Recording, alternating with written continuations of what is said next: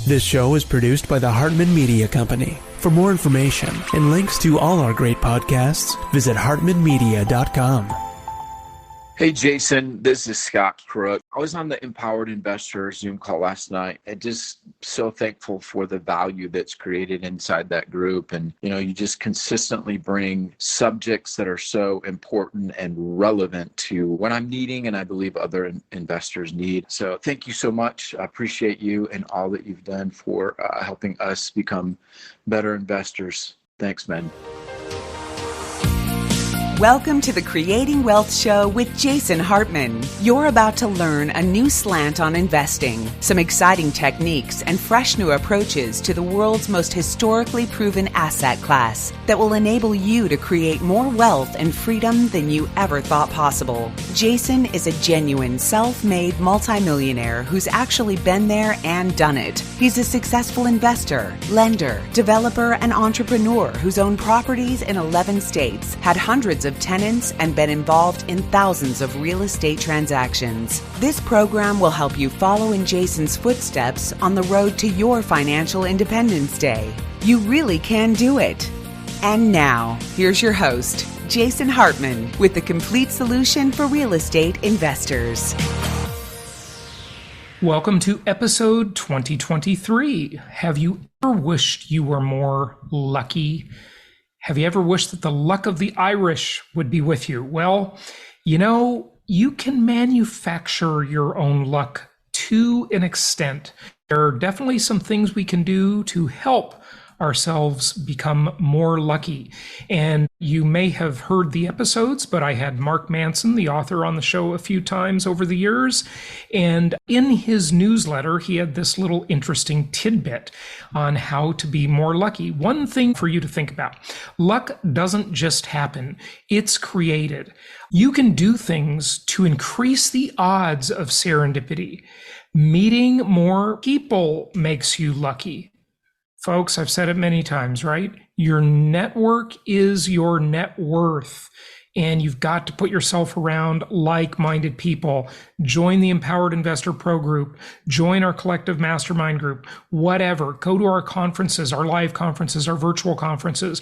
Meet more people that are doing what you want to do. Don't just let your friends happen by default. That's the way we go through life. Our friendships and associations just kind of usually happen by default. You've got to be strategic about that. You've got to pick them. You've got to act with more intent about friendships, right? So meeting more people makes you lucky. Learning more skills makes you lucky. Being willing to fail makes you lucky. And offering help to others makes you lucky. So that is all true. And I think that is great advice. There's one more thing I would add to it, and it is be in the game. You aren't ever going to get lucky if you're not in the game. And the extent to which you are in the game determines the extent to which you could become lucky, quote unquote. One of my early mentors at age 17 that changed my life, Earl Nightingale, he used to say on his audio cassette tapes that I would listen to over and over again until they were worn out. I highly recommend you look up Earl Nightingale, and, very old school, but brilliant stuff. And he would say, luck is what happens when preparedness meets opportunity. Luck is what happens when preparedness meets opportunity. And that is so true. Yes, there is definitely something, well, at least I believe in it. There is something called luck. Certain people have certain circumstances. Some of us have advantages. Some of us have disadvantages. All of us have a mix of both of those things. But one thing is for sure: if you are not in the game, you cannot be lucky. Like those lottery commercials say, which I don't recommend you play the lottery because the odds are absolutely terrible. But the point is true, right? And by the way, it's interesting because this is an example of taking valid logic and a valid point and extending it to a point where it makes no sense at all, right? So don't be fooled by that bias, right? But, what they say is true, right? You can't win if you don't play. right? That's true, right? You can't win if you don't play. But that isn't good advice for gambling, right? Gambling is a loser's game the vast majority of the time because the house always wins. And with the lottery or with any kind of gambling, you're pretty much going to lose, right? But the point is that you got to be in the game. And that's certainly true with real estate. I mean, during the beginning of 2020 into the middle of 2020, we had this massive health scare going on around the world, right? And everybody was saying, oh, the real estate market is going to crash. I'm so glad I have some cash so that when the crash happens, I can buy up properties like crazy. And guess what? All those people sitting on the sidelines, they completely missed the massive real estate boom that came after that, right? They totally missed out because they weren't in the game. And that happens over and over again. You just got to be in the game, right? You got to take a risk. You got to be willing to fail. You got to be in the game. Okay, but do that prudently, of course.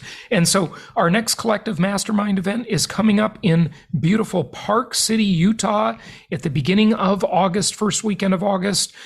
Go to the Collective Mastermind for more details on that, or reach out to one of our investment counselors. Yes, if you're watching on video, that picture you see is me holding a selfie stick at one of our collective events. Okay, so talk about being in the game and being lucky, right? Are you as amazed as I am at how incredible resiliency of the real estate asset has been? I am just dumbfounded. I'm so amazed at it, right? Because looking at this chart from Visual Capitalist shows you the different big rate hikes, big interest rate hikes, throughout the last 35 years. And you can see here that the most recent one was the most extreme, where almost a 5% increase. That is just a massive, massive increase compared to a couple of other cycles, right? 1994 and 1995, only about 2.6%. 99 to 2000, about 1.5%. 2015 to 2018, about 2%. 2004 to 2006, leading up to the Great Recession, right? 3.96%. So we can see we've had the absolutely most unbelievably treacherous rate hikes. I mean, just maybe ever in history, but certainly in the last 35 years. And home prices are holding pretty darn steady. Overall, depending on which survey you look at, of course, they're down 0.9%. That's it. Yeah, I know. Where's the crash, right? Where's the crash? But look at this. Here's an opportunity for you, okay? Check this out. So this is the 30-year mortgage interest rate on this chart compared to the monthly payment on the median price home. And of course, when you raise interest rates and you already have had a market where prices have accelerated or appreciated quite a bit, you are going to have a big differential where housing affordability goes way, way down.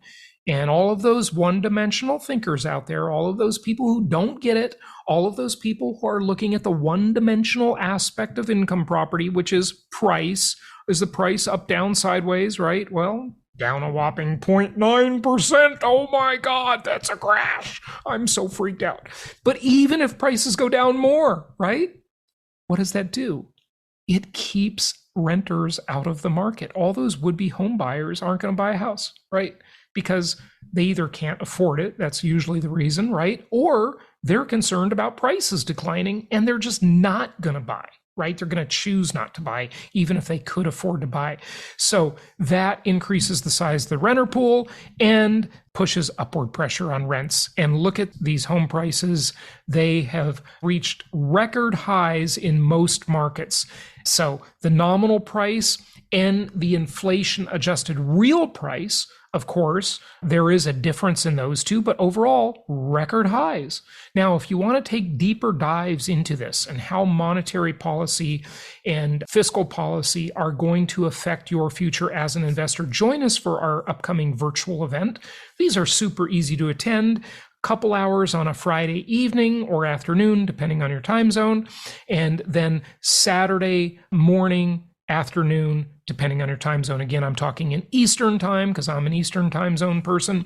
This virtual event is the first time ever we have done Creating Wealth. This is my oldest event, my core teaching, the event the most people have ever been through. Thousands and thousands of people have been through this event over the last 18 years. And it is definitely my magnum opus event. But of course, I do adapt it and modify it over the years based on what's going on in the world and the marketplace. And so this is coming up July 21st and 22nd. We've had some hiccups with our landing pages and our technology and yada, yada, yada. And so we have not promoted this event very well. I hate to admit that, but it's just true.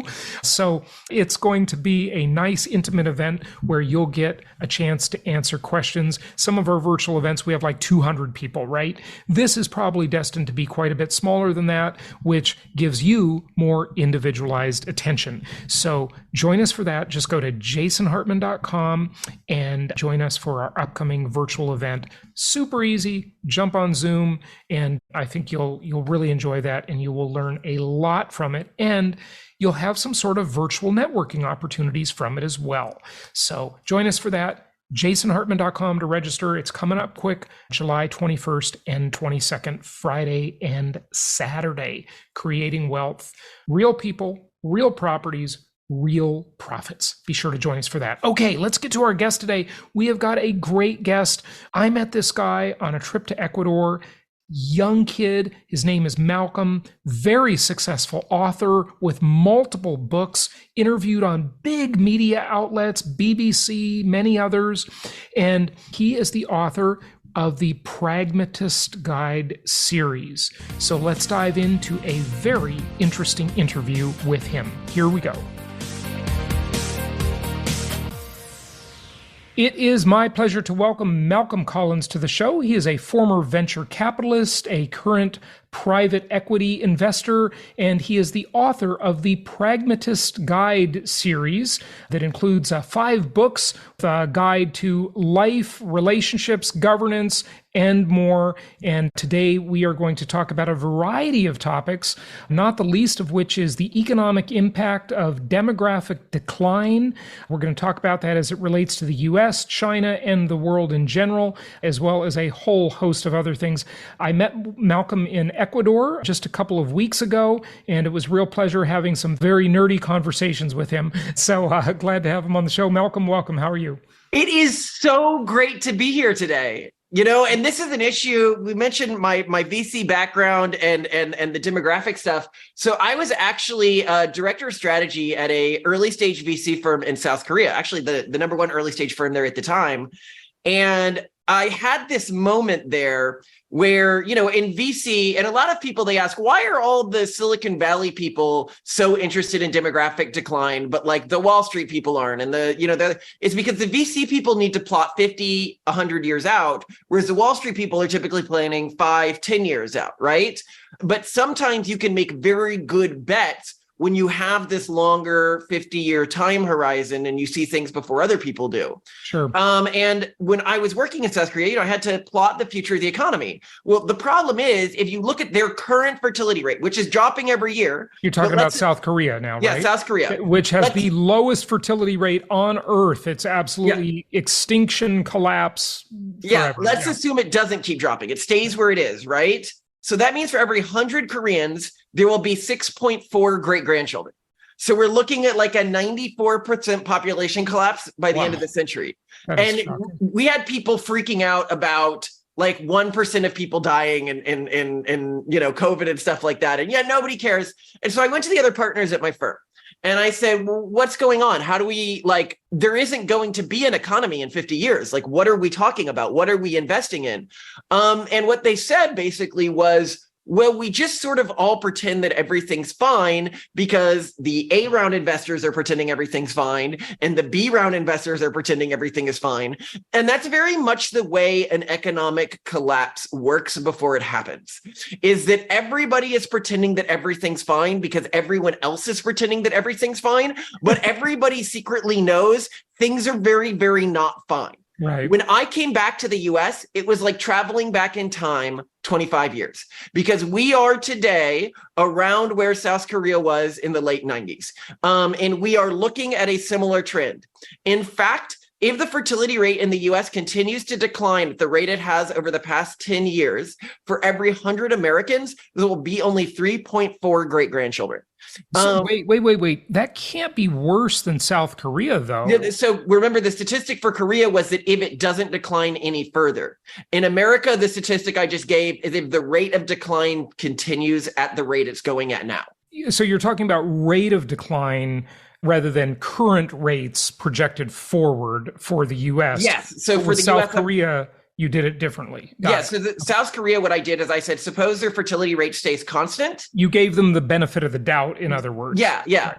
In the US, we're fine if fertility rate stays constant. Okay. The problem being that not a single country on earth has figured out how to reverse this trend.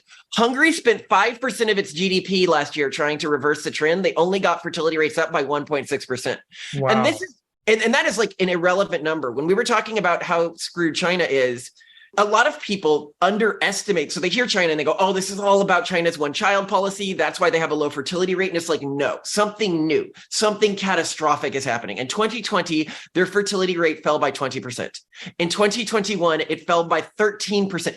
Double-digit rates of decline are insane. You think, oh, this is just zero COVID. 2022, it's going to go back up. 2022, it did go back up, 0.18%. So when you see numbers like this, fortunately, the US is in a little more protected state than other countries. But the big problem is, and this is where it all comes back to investing, and it's something that investors are going to be able to understand, which the general public just can't get when I talk to them often. It's that our entire economic system is built on the presumption of constant growth. Real estate goes up because demand for real estate goes up, because there's more people and those people have more money. Yep. So an economy, so let's just talk about real estate. Real estate right now is actually going up because demography is declining. And that can often surprise people. They're like, what do you mean by that? What's happening is that family units are atomizing. So you used to have a family where you would have a husband and a wife and 3 kids living in one house. But now, even though the population isn't continuing to go up at the rate it used to go in, people aren't getting married anymore. They're living in different houses.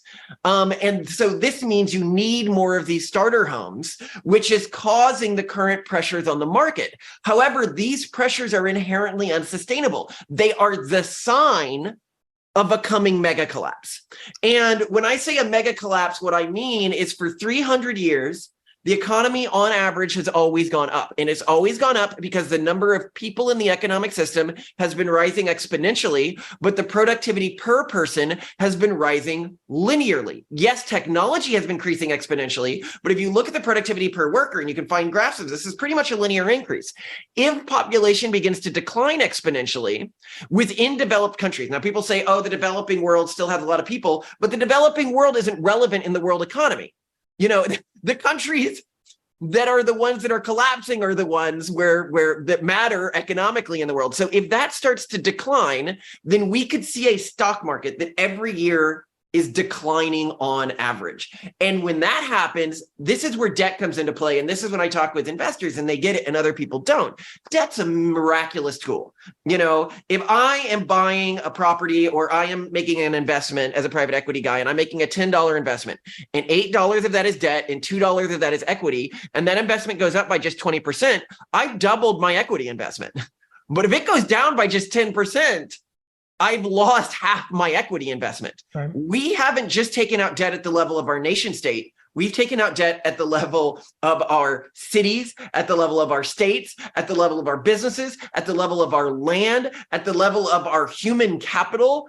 It is insane how leveraged our economy is. And that has led to a false prosperity that will immediately disappear if anything ever begins to decline in the aggregate. Couldn't agree more. And, that really started in earnest around the late 60s, early 70s. We had I believe the first major credit card was the Diners Club card. And then this whole expansion of credit, then we went off the gold standard in 71, and the government just could spend with no tether whatsoever. It is a false prosperity, but let's actually just dissect that a bit. And I want to go back to some of your other points earlier too, but it's not entirely false, the prosperity, right? Because like you said, debt is a tremendously powerful tool. It allows you to basically borrow from the future to get progress today, right? Mm-hmm. And so as long as you have an economic machine that's big enough to pay for the idea is if you can borrow from the future, but the machine that you're financing is so powerful that it can pay back way more than what you borrowed from the future, it's worth it. And that's why on an individual level for real estate investors, debt is a phenomenal tool, yes. Right? But it's not always going to be that way. When we hit 2050, maybe a little before, a little bit after, things are going to shift pretty radically because of the demand equation. We certainly saw that with Japan, right? Everybody in the late 80s was very xenophobic about Japan. They thought Japan was going to take over the world. They had their collapse and they're still getting through it. But you can't have a country if you don't have children. You can't have an economy if you don't have children. People are the demand side of the equation, but they're also the supply side of the equation too, right? So they're just vitally important. We could go down a rabbit hole of artificial intelligence and technology, and I might want to do that with you. But first, I want to go back to something you talked about much earlier, and that is the cause. I think we can't just say, well, there's a demographic decline, which there is. The numbers do not lie. But let's examine why that is happening. The sociological forces that are causing that decline. I mean, Hungary, it spends 5% of its GDP, can't get people to have sex. The U.S. can't get people to do it. The only way the U.S. is growing is through immigration in any real way, right? You look at Western Europe, you look at Russia, you look at Japan, you look at China. I mean, these are demographic cliffs. They are catastrophic. What are some of the causes? And there are many, but let's touch on a few. Yeah. So, I mean, we could talk about, this is an area I could go deep and crazy on, but if we talk about like the social virus, this sort of progressive monoculture in our society that's sort of, I call it the urban monoculture because it exists across communities, pretty much anywhere urban center you go in the world, it's spreading from there. It leads to very low fertility rates. But instead of getting political, let's talk about the economics of this, because this is actually, I think, really interesting. A lot of people think that people aren't having kids because they don't have enough money. But the reality is that the less money you have, the more kids you have. And in the past, you had way less money and you had more kids. Yes. So that's not a reason. So right. Poorer countries have more kids, and poorer people within a country have more kids until you get to the very extreme of the economic spectrum. So in the US, you don't get above repopulation rate again. That means that people are replacing themselves until a family is earning on average $500,000 a year. And if you look at the world, on average, a country falls below repopulation rate. So a lot of people are like, oh, it's like a developed world and a non-developed world thing. But that's really not right. If you look at Central and South America, right, they fell collectively below repopulation rate by the UN's own statistics in 2019. So it's only really poor countries. So to be above repopulation rate today, a country really needs to have, on average, the average citizen needs to earn less than 5,000 USD a year. So what's happening here? Why is it that the very rich and the very poor are the ones who are least affected by this? And the answer is that one of the core economic things causing this is actually engagement with a market-based economy. Now, I'm a capitalist as much as anyone could be. But we have to admit that to an extent, this is somewhat caused by capitalism, in that capitalism is a great system for dynamically judging the value of a person and paying them just what it needs to pay them to get them to spend their time doing something that the system sees as productive versus something else. The problem is that the system isn't good at judging long-term value from stuff like adding humans to the system, like kids to the system. So if you have a smart, well-educated person, right, who can command a high salary, that high salary that they are quote unquote commanding is actually what the system needs to pay to bribe them to not have a life. And that life in the past was marriage, kids, everything like that. And the more the system wants somebody, the more it's peeling them out. And this is also why, people are always talking like, okay, well, people with lower IQs are having more kids than people with higher IQs. This is because the people with higher IQs are more in demand by the system. They have more value to the system, so the system will pay them more to not spend their time on their family. So I think the other thing, though, is one of the really good measures of IQ is foresight, I think. Mm-hmm. Being able to determine what is the likely thing that is going to happen if you take a certain action today. And so you could argue that people with higher IQs just have more foresight and they understand the future impact of today's decisions, right? They're willing to delay gratification for a bigger long-term future.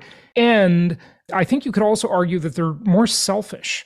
Selfish is a complex topic, okay? And by the way, I want to recommend the book by Ayn Rand, The Virtue of Selfishness, which the title has very little to do with the book. In fact, in the intro, she says that she titled it that just to bother people. I love that. But anyway, you could argue that it's selfish to have children because you're getting all kinds of joy out of that and you're ignoring other things, right? Or you could argue that it's selfish not to have kids because you just want to do your own thing. Right. So I don't know, those arguments can go both ways. I'd say it's interesting. It depends on how you define your life goals. I don't know if you've seen the meme where you have sort of the low end and then the midwits and then the high end people again.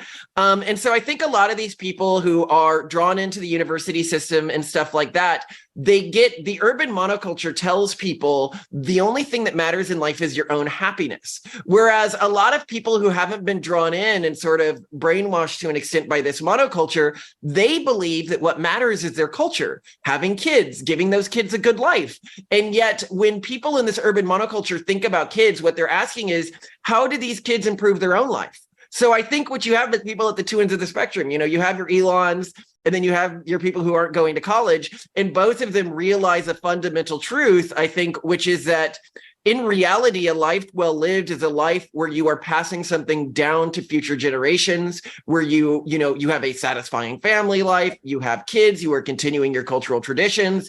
And so much of us have forgotten the value of those things. Well, the lefty media and just the lefty narrative will convince people that that's wrong and that kids are bad for the environment and people are a cost, not a resource. People are a cost, but they tend to also pay for themselves. It's both. And by the way, a great book that I've recommended many times before on the show is called The Bet. And it's about Ehrlich and Simon and this big debate in the 70s over the environment. That there was the Malthusian ideal that, we're going to run out of resources. And they literally said it. People have to stop effing, have to stop having kids. We've got to stop these people from breeding. Like that was the Malthusian idea, right, of scarcity. And then the other idea was, that people are a resource. They create abundance. They create solutions. They solve problems. And that's the side I'm on. I like people. I think they're great. I think the next person born could be the person who cures cancer and helps us colonize the universe. Who knows? It's just really unfair. And Mark Stein made an interesting comparison to this idea of the avatar of a feminist left-leaning woman, right? Who's in her mid-30s, who doesn't want to have children because she thinks children are bad for the environment. And she thinks that's really selfish to have kids, okay, of people to do that. But interestingly, when she gets older, will be a 100% burden on the economic system, because there will be no one to take care of her, no one to pay into the system. She will simply be a burden, and the government will have to take care of her because there's no kids, and it doesn't understand. It could be her kids taking care of her. That's the one-dimensional way to think of it, of course. But really, it's kids in general that are the next workers that pay into the pension system. Okay. Yeah. And that's why China will collapse very soon, because China is a demographic disaster. Okay. There's simply no children to support the older retiring workers. So one of the things I find so hypocritical is this hypothetical progressive woman who you mentioned. When I go talk to her about this, well, you're going to be living off the system, right? Isn't that fundamentally selfish? She's like, no, we can fix this with immigration. And then I point out, I'm like, well, Latin America fell below repopulation rate, 3 years ago, right? And they go, oh no, we can fix this with immigration from Africa. And it's like, so is your actual, not racist plan to import people from Africa to pay for a bunch of non-working white people who decided not to put in the effort to have kids themselves? Sounds like slavery to me. It's obviously a much more ethical sin, but it than slavery, but it is still unethical. It is. And worse, it creates a system where the developed world's economy is completely reliant on African countries staying poor to maintain this high fertility rate, because no one, and people should be focused on this, no one has figured out, except for Israel, and we can get on that later, has figured out how to combine prosperity, gender equality, and education with anything like a stable population. But, and this is something we haven't talked about that I know some of your readers are shouting at the screen, even if all of these things weren't problems, we still have the problem that dating markets are completely broken right now. Okay, let's talk about that one, because I couldn't agree more. It's amazing to me, I remember being razzed a few months ago about a couple who has been married forever. They're lucky they found their sweetheart very early in life. They've been married for a long, long time. And they said, Jason, when are you going to get married? Are you just going to be a bachelor forever? And as if I want that, right? As if I have a choice. Their whole perception of life is literally 4 decades old. And they have no concept of how much it has changed, even in the past decade. It has just radically changed. Think about it. If someone has that reference point of 4 decades ago, they're literally 2 generations out of step. I couldn't agree more. And not to mention the massive impact of technology. So there was a tweet I saw recently that I really agree with, which is being, a younger person in a happy relationship, happy marriage today feels like catching the last chopper out of Nam.